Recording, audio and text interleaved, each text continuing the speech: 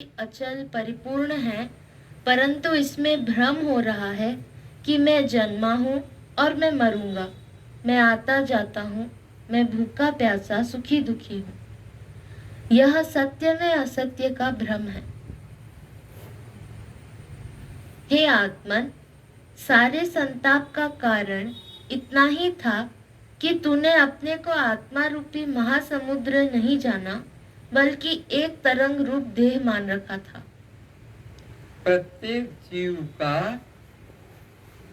दुख का कारण, जन्म मरण का कारण, 84 में भटकने का कारण एक ही है कि अपने को आत्मा रूपी समुद्र न जानकर एक तरंग रूप लहर ही एक मान लिया।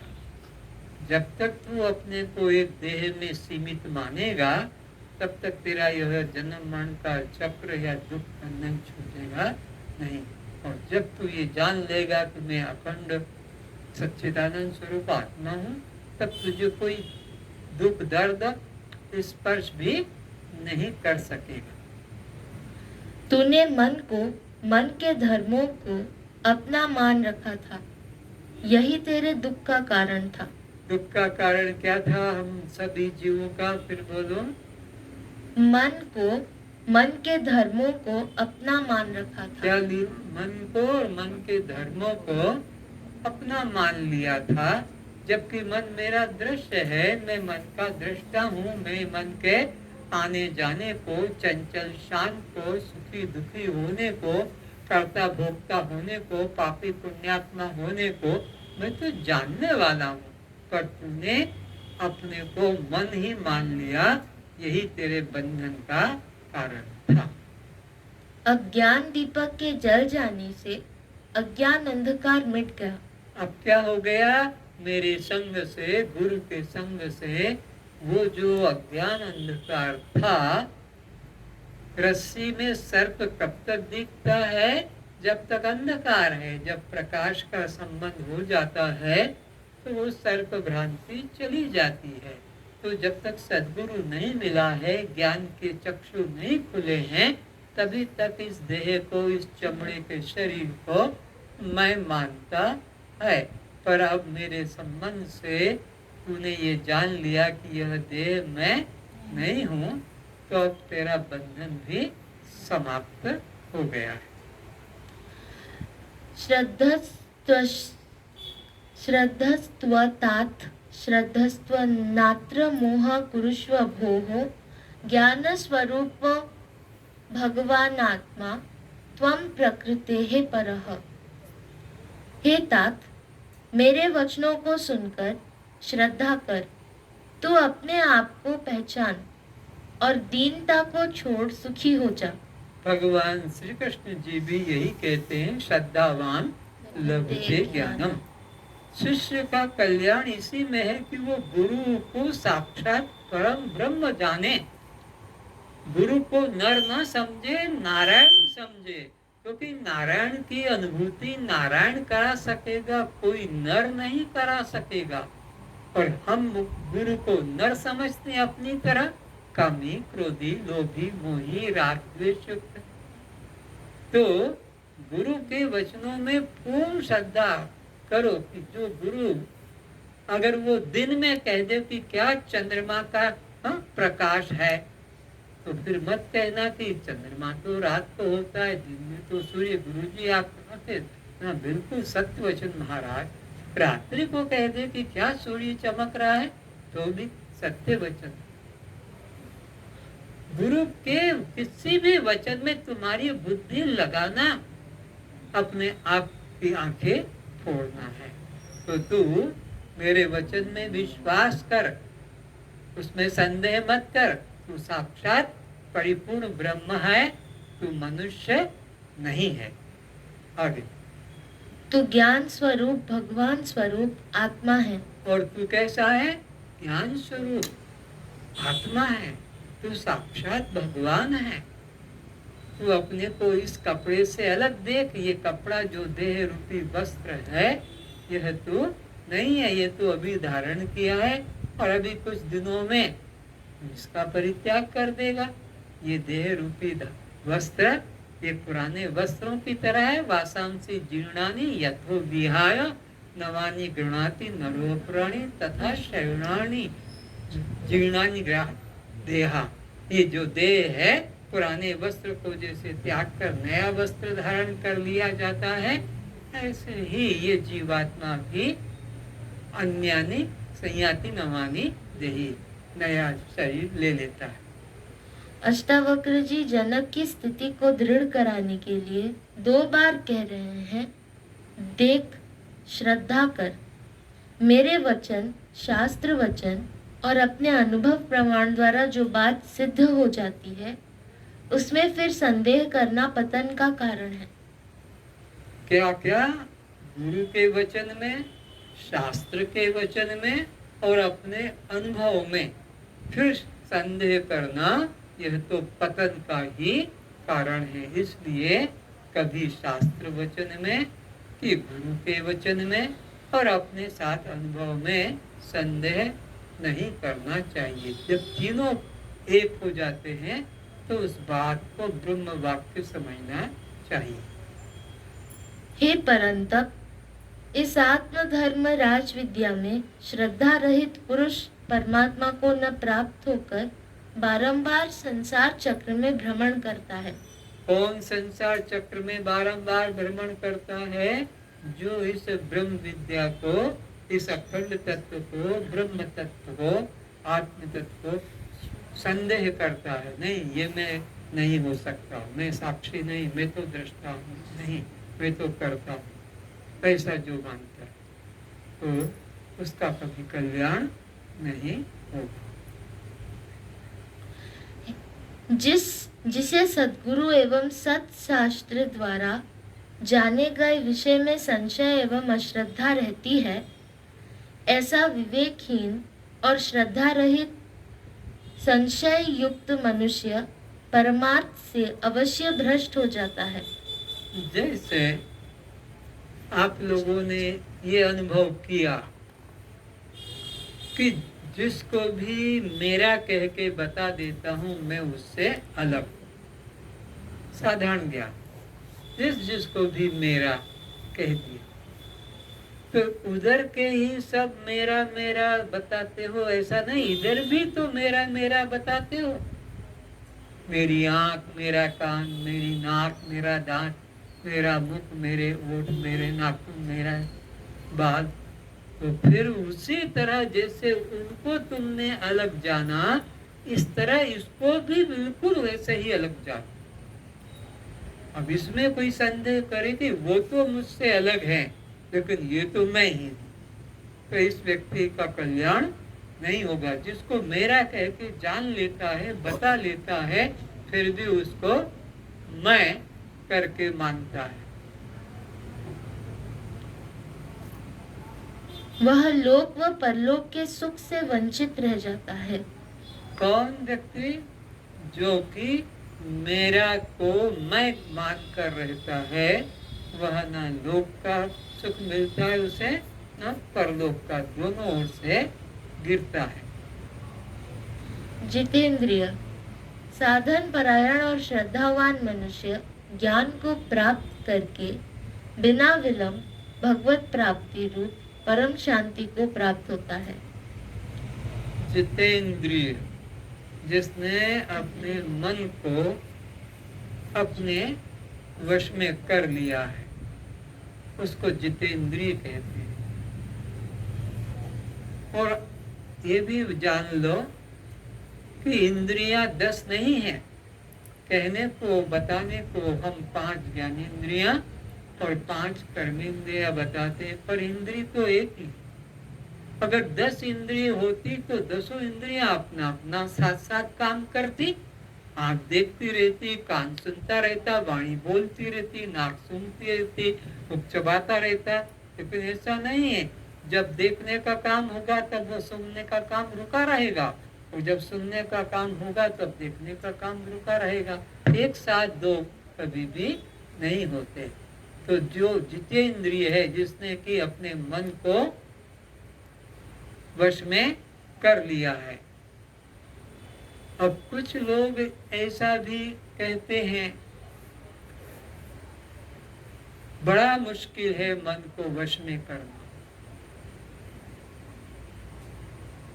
असत्यम महाबाहो मनो विग्रहम चलम। भगवान कृष्ण भी अर्जुन की बात को स्वीकार करते हैं। अर्जुन कहता, प्रभु ये मन को वश में करना तो बड़ा मुश्किल कार्य है। भगवान भी कहते हैं बिल्कुल इसको वश में करना, पर अभ्यासेन तो कौनते ही वैराग्य गृह्यते। अभ्यास करोगे, वैराग्य करोगे, तो क्या अभ्यास करना है और क्या वैराग्य करना है? ये देह संबंधी समस्त अहंकार का त्याग करना है। देह संबंधी इनसे मन को हटाना है, वैराग करना है और अपने आत्म चिंतन का अभ्यास करना है। अहम ब्रह्मास्मि, सोहम शिवोहम, अयम आत्मा ब्रह्मा। ये चिंतन को विचारते रहना है। अरे 24 घंटे में से एक एक घंटे में एक एक क्षण तो विचारो, तो 24 बार विचारा जाएगा। एक एक घंटे में एक बार, ज्यादा देर नहीं, एक बार बस कि मैं आत्मा, तो 24 बार आ जाएगा। लेकिन तुम्हारा तो 21,600 श्वासें चलती है, 4 सेकंड में एक चक्र पूरा होता है, 1 मिनट में 15 बार आना जाना होता है। लेकिन तुम्हारा तो निरंतर देह भाव ही इसमें जुड़ा रहता है। मैंने परसों आदेश दिया था कि सत्संग शुरू करना। आज तक अपने जीवन में तुमने सत्संग किया नहीं, शब्दों का संग किया है, देह का संग किया है, पुस्तकों का संग किया है, सत्संग नहीं हुआ। तो कल दिन भर और आज दिन भर, दोनों दिन की बात पूछूं, किसी ने सत्संग किया है तो हाथ उठा दे। झूठे हाथ नहीं उठाना, दिखाने को कि लोग जाने की बहुत अच्छा। सच्चे हाथ। एक एक क्षण के लिए भी अगर ये विचार जग गया कि मैं चैतन्य आत्मा हूं, मैं ये जड़ शरीर, या तो सुन रहे हो, ये सुना हुआ कान में ही रह जाता है, लेकिन इसको इधर उतारना है जहां देह भाव घुसा हुआ है, उसको खींचकर बाहर करो और इस अमृत को अंदर धारण करो। तो जानना कि हमारा सत्संग आज हुआ, आज हमने सत्संग किया। एक घंटे भर बैठ जाने का नाम सत्संग मत समझो कि 2 घंटे बैठ गए और पुस्तक पढ़ ली, कीर्तन नहीं। एक घड़ी, आधी घड़ी, आधी में पुनियाद, तुलसी संगत साधु की हरे कोटि अपराध। एक क्षण के लिए भी अगर ये विचार वृत्ति जग गई तो भगवान कृष्ण कहते हैं, ज्ञानाग्नि सर्व कर्माणि भस्मसात् कुरुते तथा। जैसे काठ गोदाम में या कपड़े की सूत की मील में कोई आग चिंगारी डाल दे तो क्या परिणाम बनेगा? सब बढ़िया कपड़े फर्नीचर बनेंगे, राख हो जाएगा। इसी प्रकार ये जो ज्ञान की अग्नि तुम्हारे अंतःकरण में घुस गई कि मैं साक्षी आत्मा, मैं चैतन्य आत्मा, ये खाने वाला नहीं, ये पहनने वाला नहीं, ये चलने वाला नहीं, ये बोलने वाला नहीं, ये सुनने वाला नहीं, ये करने वाला मैं नहीं, ये सोचने वाला नहीं, ये निश्चय करने वाला नहीं, ये चिंतन करने वाला नहीं, ये अभिमान करने वाला नहीं, मैं तो केवल इन समस्त दृश्यों का एकमात्र दृष्टा, साक्षी। ये सारे जन्मों जन्मों के तुम्हारे उस पाप राशि को जलाकर भस्म कर देगा। इतना यह प्रबल है, शक्तिमान है। ये चिंतन हुआ तो जानना कि हमने आज सत्संग किया। 2 घंटे बैठकर, 1 घंटे बैठकर इसको मत मानना। एक क्षण के लिए भी ये विचार किसी क्रिया के करते समय आ जाए तो उस दिन को तुम धन्य मान, नहीं तो ज्ञानी नहीं ना पशु भी समान। वो फिर पशु की तरह जीवन गया, जिसने आहार निद्रा भय मैथुन के चिंतन में कुटुंब परिवार में बेटा बेटी पोता पोती नाती नातनी धन संपत्ति बस इसी में ही दिन गुजार दिया और अपने साक्षी स्वरूप दृष्टा स्वरूप चेतन स्वरूप आत्मा का विचार नहीं आया, और ये पालने पोसने में खाने पीने में इसी में ही दिन व्यतीत कर दिया, तो फिर हमारे और पशु में कोई अंतर। इसलिए ज्ञान अग्नि को तुम अपनी प्रबल रखना और अज्ञान में से डालते रहना तो वो जलाती रहे। जो पुरुष शास्त्र विधि को त्याग कर अपनी इच्छा से मनमानी तपस्या करता है, वह मूढ़ न सिद्धि को प्राप्त होता है न परम गति को और न सुख को। परमात्मा को पाने के लिए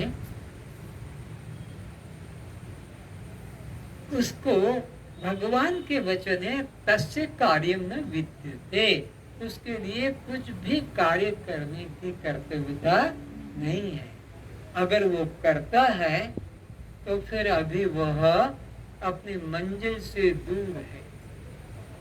जो मंजिल पर पहुंच गया, साक्षी भाव में उतर गया, बैठ गया, जी रहा है, अब वो किसके लिए यज्ञ करेगा, किसके लिए तप करेगा, किसके लिए तीर्थ करेगा, किसके लिए पूजा पाठ, किसकी ध्यान धारणा करेगा। उसको ध्यान धारणा समाधि आदि पाखंड करने की जरूरत नहीं है। ये तो उन लोगों के लिए जरूरत है जिनकी की बुद्धि मैं ब्रह्म हूँ इस ज्ञान को पकड़ने में समर्थ नहीं है। जिनकी मंद बुद्धि है उनकी बुद्धि को सचेत करने के लिए, बलवती करने के लिए, दृढ़ करने के लिए साधन दिया है कि चलो देह भाव को हटाओ और अपने में तुम जीव भाव लाओ। पर जीव भाव में मत घुसे रहो, जीव भाव को भी हटाओ और ब्रह्म भाव जगाओ। अरे ब्रह्म भाव में भी मत घुसे रहो, साक्षी भाव में। जब तुम देह के संग जुड़ते हो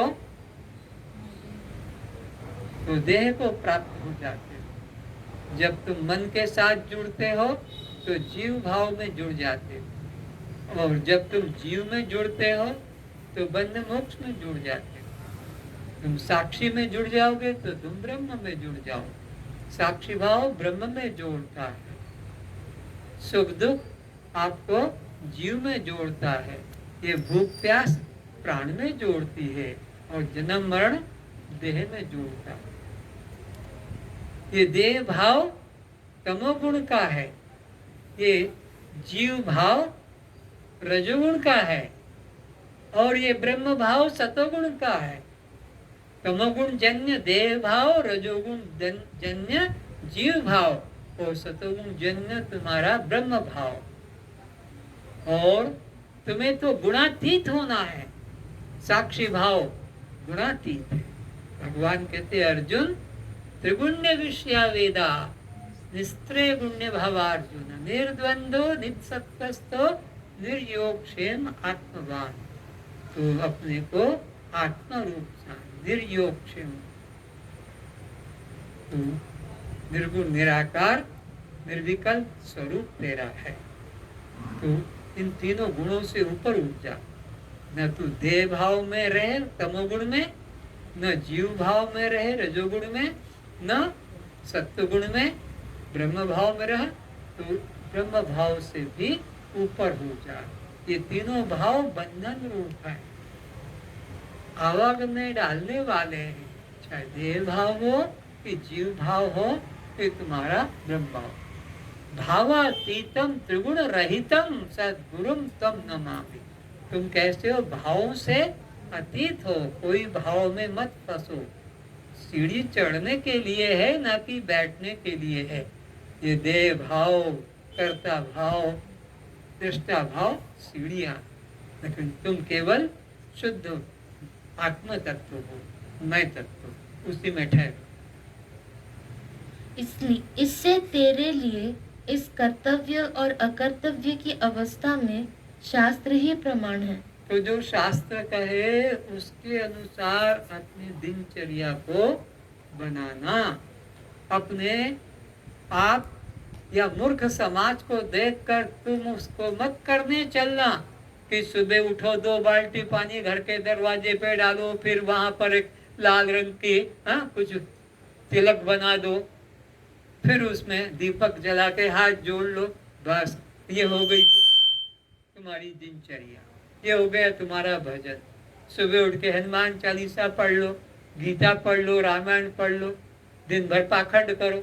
अरे ये कोई साधना है? तो मूर्ख समाज जो कर रहा है तुम उसकी कॉपी मत करना। सदगुरु सतशास्त्र, और सतशास्त्र भी वही शास्त्र है जिसमें जीव ब्रह्म की एकता की चर्चा हो, एकता की बात। जहाँ अन्य देवी देवताओं की पूजा उपासना की बात हो, वो सतशास्त्र नहीं है। सतशास्त्र की वही श्रेणी होगी जिसमें जीव ब्रह्म की एकता की बात है।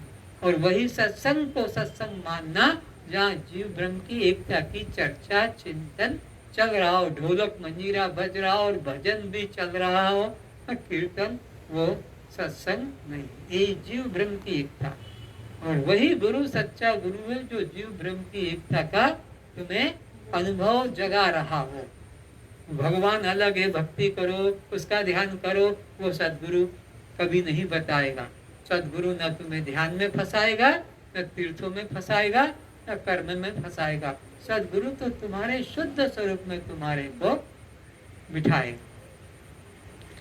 जो मनुष्य शास्त्र विधि से रहित केवल मन कल्पित तप को तपते हैं तथा दंभ और अहंकार से युक्त एवं कामना आसक्ति और बल के अभिमान से युक्त हैं।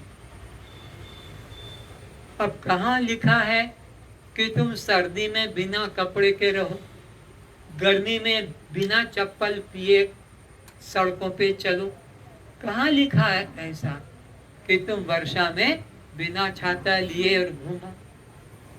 फिर मूर्ख लोग इसी को बड़ी साधना मान लेते हैं, दंडवत प्रणाम करते हुए पृथ्वी पर और कुछ दूर 150 किलोमीटर की यात्रा करते हैं, और मूर्ख समाज उनके पैर छूता है। उन लोगों के जो गंजेड़ी भंगेड़ी हैं, अपनी पूजा पे के लिए वो लेट कर पूरा हाथ लंबा करके वहां एक पत्थर छोड़ देंगे, वहां तक चल के जाएंगे, फिर वहां से पूरा जमीन पे लेट के प्रणाम करेंगे, वो पत्थर को फिर आगे रख देंगे। ऐसे भी देखा होगा कहीं। पर मूर्ख लोग उनके प्रणाम कर रहे हैं, उनको छू रहे हैं, उनको जगह जगह रोक कर पूरी हलवा खिला रहे हैं, उनके लिए चाय नाश्ता बन रहा है।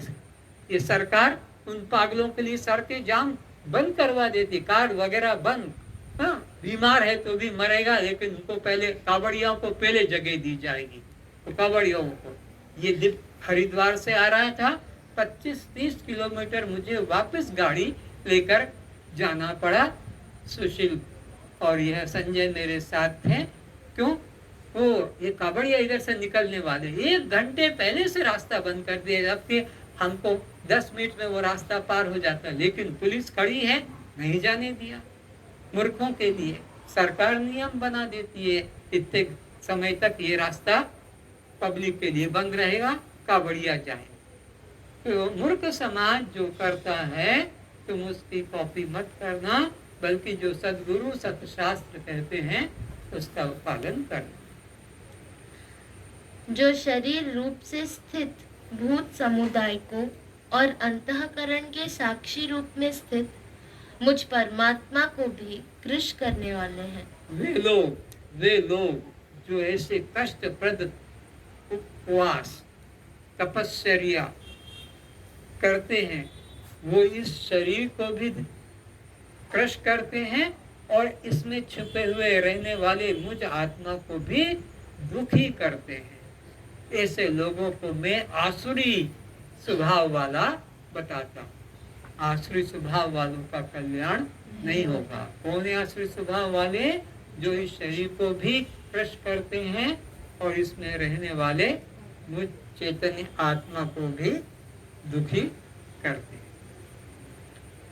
जैसे सर्दी गर्मी वर्षा में नग्न रहना, चप्पल जूता खड़ाऊ बिना पहने चलना, कांटे पर सोना, अंग छेदन करना, अग्नि पर चलना, जमीन में जल समाधि लेना, ये सब मूर्ख समाज में मूर्खों के लिए ये बहुत बड़ी तपस्या मानी जाती है, पर भगवान ने शास्त्र में, गीता में, उपनिषदों में ये करने के लिए आज्ञा नहीं दी बल्कि निषेध किया। निर्जल उपवास करना आदि इस प्रकार शास्त्र विरुद्ध कर्म करने वालों को हे जनक तो असुर स्वभाव वाले जान। अष्टावक्र जी यहाँ श्रद्धा की बात इसलिए कर रहे हैं कि यह अपना आत्मा अदृश्य, अति सूक्ष्म, अगोचर, अप्रमेय, अचिंत्य, अलक्षण, अग्राह्य आदि विशेषणों द्वारा शास्त्रों में बताया गया है। इस आत्मा को श्रोत्र, त्वचा, नेत्र, जीह्वा तथा घ्राण इंद्रियों के द्वारा शब्द, स्पर्श, रूप, रस, गंध विषयों की तरह ग्रहण नहीं किया जा सकता। तब कैसे ग्राह्य होगा? ये आत्म वस्तु अप्रमेय है, इसको किसी प्रमाण के द्वारा नहीं जाना जा सकता।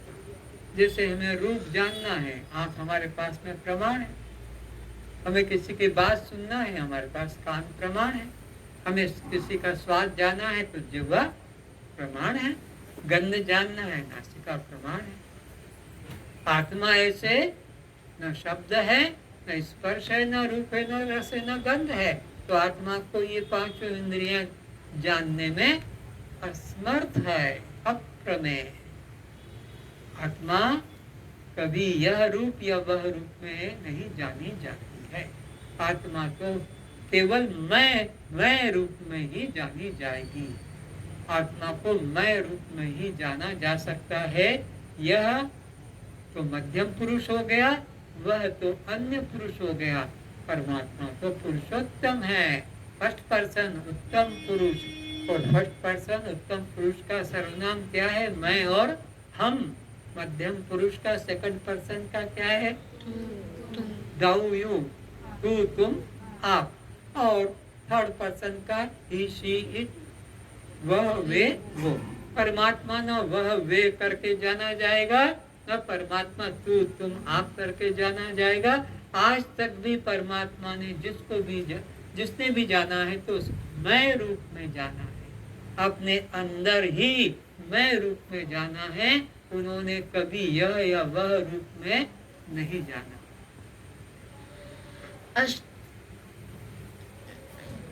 गुरु एवं वेद वाक्य में श्रद्धा करने से ही होगा। गुरु मुख से तत्वमसि इस वेद महावाक्य पर श्रद्धा कर अपने को स्वीकार करना होगा कि वह ब्रह्म मैं हूँ, यह शरीर मैं नहीं हूँ। हे जनक, तू इस देह के प्रति मोह न कर। तू जीव का अधिष्ठान, जीव साक्षी कुटस्थ आत्मा ही ईश्वर साक्षी परमात्मा है। तू देह का अभिमान मत कर और तू जीव का भी अभिमान मत कर। तू देह का भी दृष्टा है और तू जीव का भी साक्षी है, जीव का भी अधिष्ठान है। तुझसे शक्ति पाकर ही जीव यह जीवित है। यानी तू बिंब है और यह तेरा ही प्रतिबिंब है। तो तू इस प्रतिबिंब को अपना रूप मत जान, अपने को तू बिंब रूप जान। तू अध्यस्त रूप मत जान, अपने को अधिष्ठान रूप जान। तू कार्य रूप में निष्ठा मत कर, अपने को कारण रूप में जान। मांडुक्य उपनिषद इस आत्मा का वर्णन कर इसे अप्रमेय बता रहा है। मांडुक्य उपनिषद अप्रमेय बताता है और गीता के अंदर भी दूसरे अध्याय में इसको अनाशिनो अप्रमेय करके बताया है। आज बस इतना ही। सर्वे भवन्तु सुखिनः। भवन्तु सुखिनः सर्वे सन्तु निरामयाः सर्वे सन्तु निरामयाः सर्वे भद्राणि पश्यन्तु सर्वे भद्राणि पश्यन्तु मा कश्चित् दुःखात् भवेत् मा कश्चित् दुःखात् भवेत् सब सुखी रहें सब सुखी रहें सब निरोग रहें सब निरोग रहें सभी रूपों में सभी रूपों में हम एक आत्मा को जाने हम एक आत्मा को जाने सभी रूपों में सभी रूपों में हम अपने चैतन्य स्वरूप को जाने हम अपने चैतन्य स्वरूप को जाने इसलिए मन वचन कर्म से इसलिए मन वचन कर्म से किसी जीव के प्रति किसी जीव के प्रति भेद बुद्धि कभी न करें भेद बुद्धि कभी न करें राग द्वेष कभी न करें राग द्वेष कभी न करें नीच ऊंच भाव कभी न करें नीच ऊंच भाव कभी न करें यदि हमारे द्वारा यदि हमारे द्वारा किसी को कष्ट मिला है किसी को कष्ट मिला है वैर भाव जगा है वैर भाव जगा है उससे हम क्षमा मांग लें उससे हम क्षमा मांगें अब हमारा कोई शत्रु नहीं है अब हमारा कोई शत्रु नहीं सभी हमारे मित्र हैं सभी हमारे मित्र हैं शत्रु भाव की निवृत्ति शत्रु भाव की निवृत्ति मित्र भाव से होती है मित्र भाव से होती है शत्रु भाव की निवृत्ति शत्रु भाव की निवृत्ति कभी नहीं हो सकती कभी नहीं हो सकती इसलिए सबके प्रति इसलिए सबके प्रति आत्मभाव करें आत्मभाव करें सबका मंगल हो सबका मंगल सबका मंगल हो सबका मंगल बोलो सच्चिदानंद भगवान की जय सद्गुरुदेव की जय